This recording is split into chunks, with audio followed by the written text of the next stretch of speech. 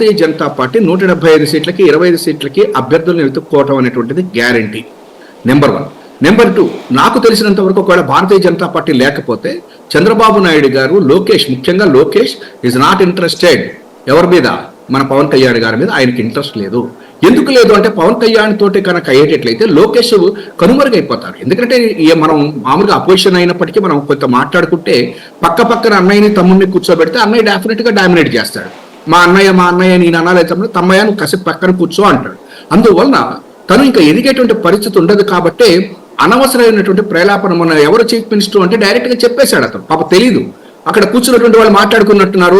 పవన్ కళ్యాణ్ కూడా ఒక వెన్ను పోటు వేసేయించలే, మనం ఏ ఇబ్బంది లేదు అంటే ఈ పిచ్చోడు బయటకు వచ్చేసి మా నాన్నయ్య చీఫ్ మినిస్టర్ అన్నాడు. కొన్ని డిప్యూటీ సీఎం ఏంటంటే అది కూడా లేదు, మేము బ్యాలెట్ బ్యూరో నిర్ణయిస్తుంది అన్నాడు.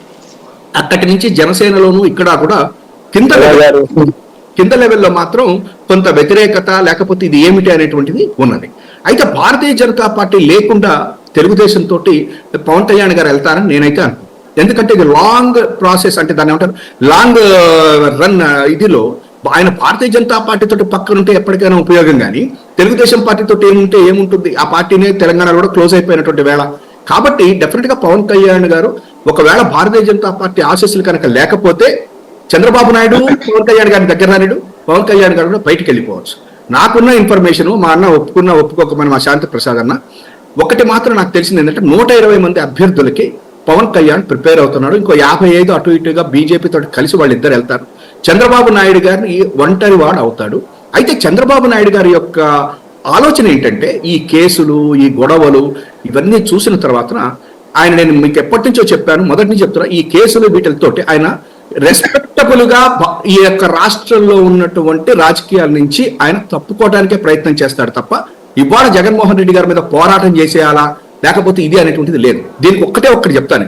ఇవాళ మేము ఇప్పటికి 3, ఒకసారి 11, తర్వాత 27, తర్వాత నిన్న 21 మేము వేసిన తర్వాత కూడా ఈ రోజుకు కూడా లిస్టు తయారు చేసుకునేటువంటి పరిస్థితిలో కూడా చంద్రబాబు గారు లేరు. ఆయన పార్టీలో ఉన్నటువంటి చాలా మంది ఇవాళ ఇంట్రెస్ట్ లేదు పోటీ చేయడానికి కూడా. అందువల్ల చంద్రబాబు నాయుడు గారు రెస్పెక్ట్ఫుల్ గా ఆంధ్రప్రదేశ్ రాజకీయాల నుంచి కనుమరుగు అవడానికి తన పార్టీని కనుమరుగు చేసుకుని జాగ్రత్తగా బయటకు వెళ్తాడే తప్ప ఈ ఎన్నికల్లో ఆయన లేడు. నాకున్నంత వరకు భారతీయ జనతా పార్టీ, జనసేన కలిసి, ఇది ఇంత ముందు కూడా చెప్పా, మా బ్రదర్ ఏమన్నాడంటే నువ్వు కళ అన్నాడు. కాదు, నాకు కళ ఏం లేవు.